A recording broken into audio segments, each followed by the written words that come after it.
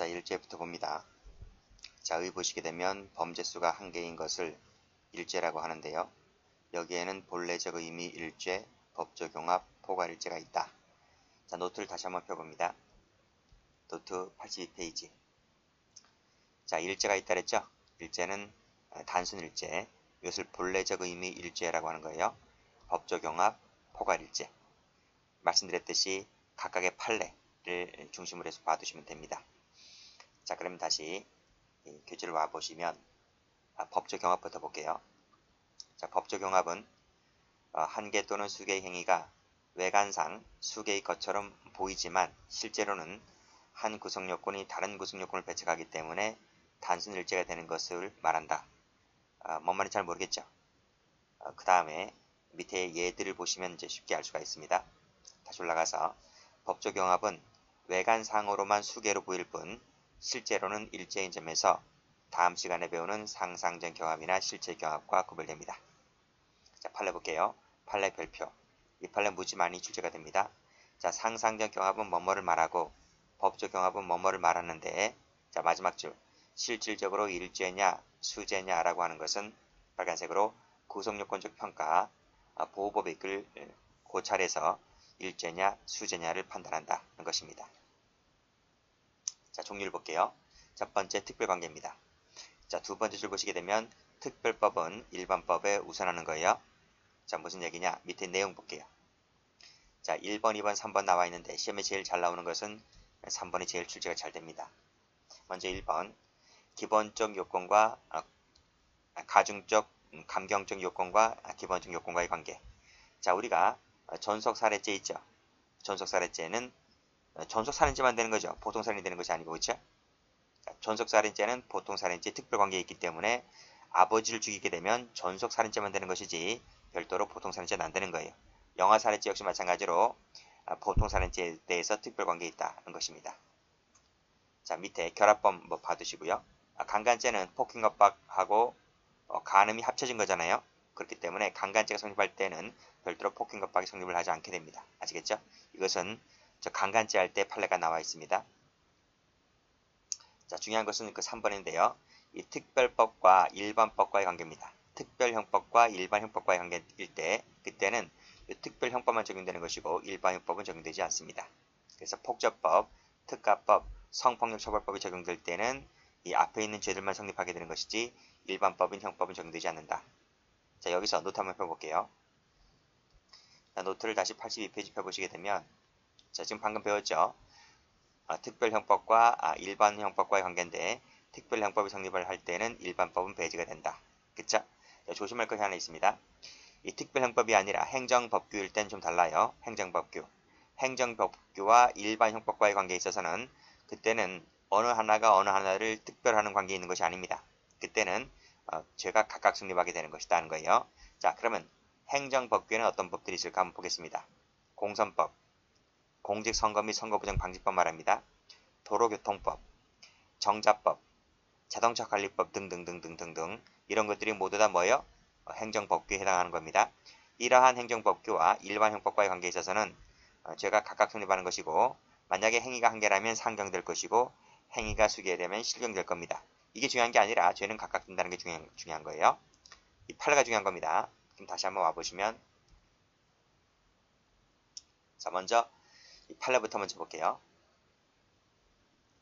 자, 특별관계란 그랬습니다. 어떤 요건이 다른 요건의 모든 요소를 포함하는 것 외에 또 다른 요소를 구비해야만 성립하는 것이다. 방금 위에서 말씀드렸잖아요. 예를 한번 볼까요? 강도죄는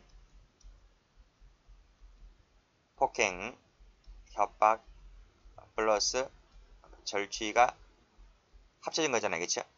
근데 이거 폭행, 협박을 쓰고 있기 때문에 이 절취를 다른 말로 강취라고 하는 것 뿐이죠.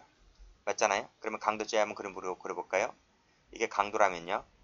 강도라고 하면 가운데 뭐가 있습니까? 이것이 폭행, 협박을 담고 있죠. 아니, 다시 한번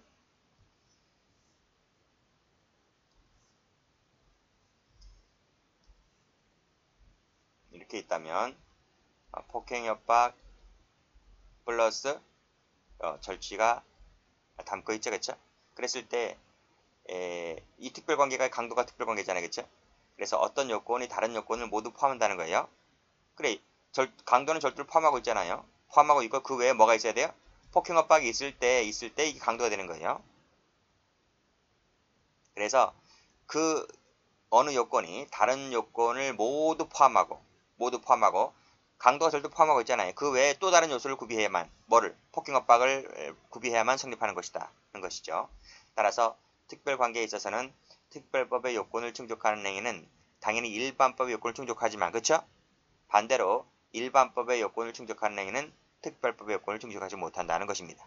이것을 이 부분을 잘 받으셔야 돼요. 특별관계에 있어서는 특별법의 구성요건을 충족하는 행위는 일반법의 구성요건을 충족하지만 일반법의 구성요건을 충족하는 행위는 특별법의 구성요건을 충족하지 못한다. 이해되셨죠? 이해되셨는데 문제집을 가보면 이렇게 나와요. 문제집을 가보게 되면 요 단어를 섞어놔요. 이 특별법이라는 단어와 일반법이라는 단어, 일반법이라는 단어와 이 특별법의 단어를 뒤바꿔놓습니다. 바꿔놓으면 틀려요. 아시겠습니까? 그러니까 이해를 잘 하셔야 돼요. 이건 외울 것이 아니라 이해를 잘 하시면 맞출 수 있습니다.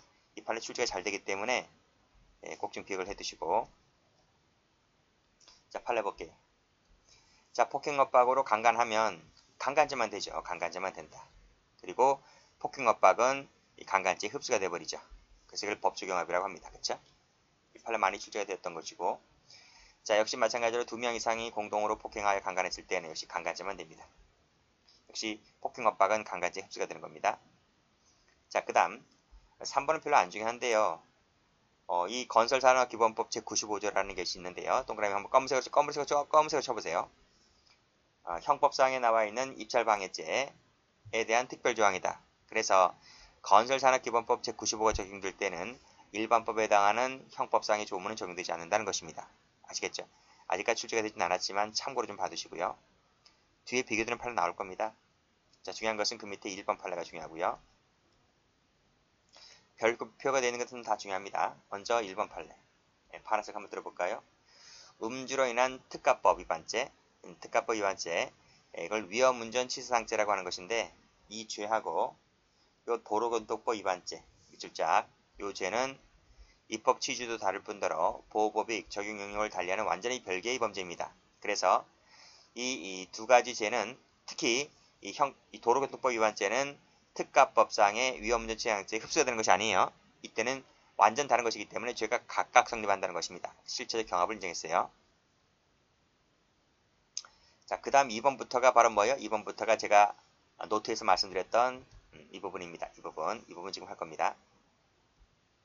자, 다시 한번 와보시게 되면, 자, 일단은 형법 밑줄 그어봐요. 형법 밑줄 그으시고, 형법 밑줄 그으시고, 그 밑에 형법 밑줄 그어보시고요. 파란색으로 행정법규죠. 행정법규 세모, 공선법 세모, 그 밑에 공선법 세모, 그 밑에 도로교통법 세모. 전부 다 이 세모 친 것은 다 뭐예요? 행정법규이기 때문에 형법에 대해서 특별관계 있는 것이 아닙니다. 따라서 죄는 각각 성립한다는 것이에요. 상경, 그 밑에도 이게 죄가 하나라면 상경이 되는 거죠. 그렇죠? 전부 다 흡수되는 관계가 있다고 볼 수가 없다. 그렇죠? 이렇게 보았습니다. 자, 다음 페이지 가보시게 되면 역시 마찬가지로 검은색으로 들어보시면 형법 밑줄 그으시고, 형법 밑줄 그으시고, 형법 밑줄 그으시고, 파란색으로 자동차 관리법 세모, 그 다음에 정자법 세모, 방판법 세모, 전부 다 행정법규이기 때문에 특별관계에 있는 것이 아닙니다. 9번은 형법은 없는데요. 정당법 돼 있죠. 정당법 세모, 공선법 세모, 행정법규끼리 이 경우에도 특별법 관계에 있지는 않다. 요거 보시란 말이에요. 요 10번 보시게 되면 이 건설산업기본법이잖아요. 그리고 형법상 배임수재죄인데요. 이 두 가지는 뭐 공통점이 없어. 여기 앞에 다시 한번 가볼게요.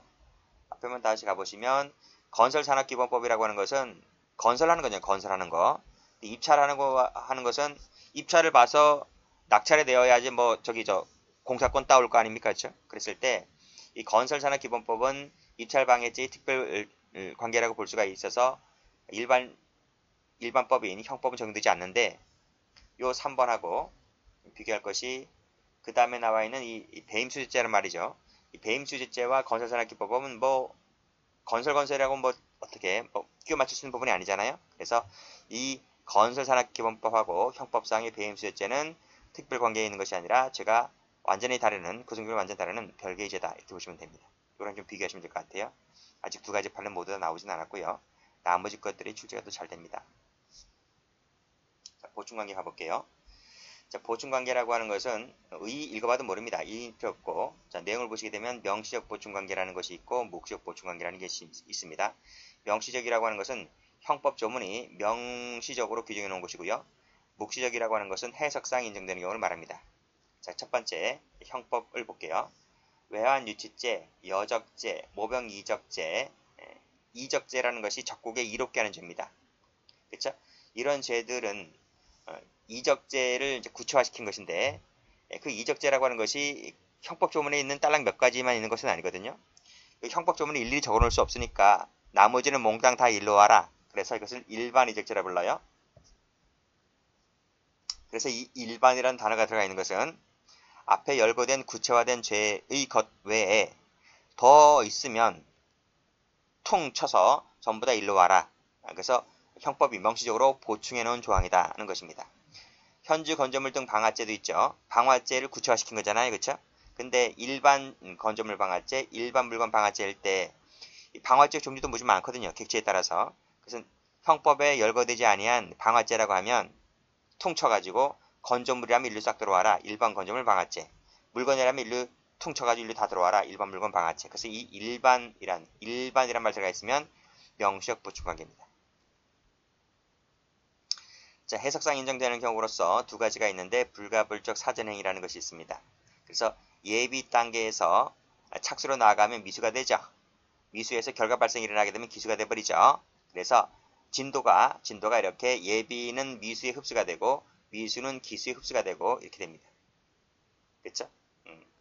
유기는 살인에 대해서 묵시적 보충관계다. 그러니까 유기 더 나아가서 살인죄의 고의가 있다면 살인죄가 돼버리는 겁니다. 이런 것도 의미가 없고 밑에 판례를 하나 보게 되면요. 이거 보시면 될 것 같아요. 자, 동일인이죠. 그쵸? 형을 죽이려고 합니다. 동생이 형을 죽이려고 하는데 어떤 날은 예비에 그치고 말았고요. 어떤 날은 미수에 그치고 말았고요. 어떤 날 마침내 죽였어요.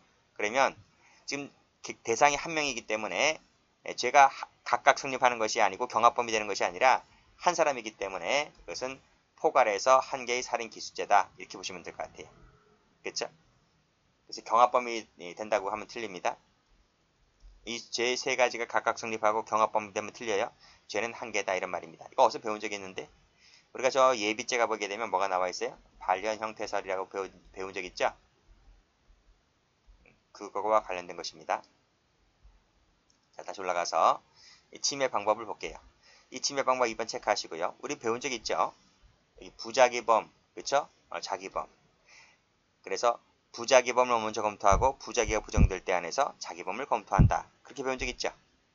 그리고 고의범, 과실범 관계에 있어서도 고의가 부정될 때 안에서 과실을 예외적 검토한다. 그렇죠? 그렇게 본 적도 있습니다. 이런 것들이 다 묵시적 보충 관계가 되는 것들입니다. 자, 밑에 판례 가볼까요? 자, 밑에 판례도 별표 쳐보시고. 자, 이것도 배운 적 있습니다. 부작위범 할 때 예비군 중대장이 훈련 불참 사실을 고의로 은폐할 목적으로 허위 내용의 학급 편성부를 작성 행사했다고 했을 때는 뭐만 된다? 자기범에 해당하는 허위 공문서 작성죄만 된다는 것입니다.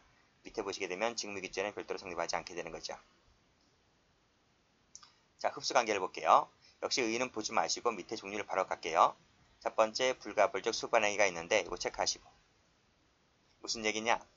특정한 범죄 행위에 필연적인 것은 아니지만 일반적 전형적으로 결합되어 있는 것이 있습니다. 근데 그 법익이 아주 경미해요. 그래서 별도로 고려하지 않는 것을 말합니다. 예를 볼까요? 살인에 수반된 의복 손괴 행위가 있죠. 우리가 사람을 칼로 찔러 죽이거나 총으로 쏴 죽인다라고 했을 때 옷을 벗긴 상태에서 총으로 쏴 죽이거나 하는 건 별로 없잖아요. 그냥 옷을 입고 있는 상태에서 저쪽인 사람 총으로 쏴 맞추는 거지. 그때 그 사람의 생명이 침해가 되지만 의복도 손괴되잖아요. 그렇죠? 그러면 살인죄 플러스 손괴죄가 되는 것이 아니라 살인죄 하나만 되는 거예요. 그리고 밑에 도주죄에 수반된 수의절도도 마찬가지고 그래서 이 수의라는 것이 값어치가 그렇게 비싸게 나가는 게 아니잖아요. 그래서 피해법이 경미하기 때문에 별도로 고려하지 않는 거예요. 사문서 위조와 인장위조도 마찬가지고 상해를 가하면서 행한 협박 행위도 마찬가지고 자동차 절도에 수반된 휘발유 절도 이런 것들 다 마찬가지입니다. 이런 것들은 다 판례 나와 있기 때문에 요 예들 잘 익혀두셔야 됩니다. 아시겠죠? 자, 판례 볼게요. 자, 밑에 판례 별표 쳐보시고 아주 중요한 판례입니다. 불가불적 수반행위란 그 중에서 흡수관계 나와 있습니다. 논리필연적인 것은 아니지만 일반적 전형적으로 결합되어 있는 것들 그 위에 나와 있잖아요. 그렇죠? 그 구성요건의 불법이나 주된 책임 내용이 주된 범죄에 비해서 아주 경미하기 때문에 고려되지 않는 것. 의복 손괴행위를 말하는 것입니다. 아시겠죠? 이것이 바로 흡수관계를 불가불적 수반행위를 설명하고 있는 거예요.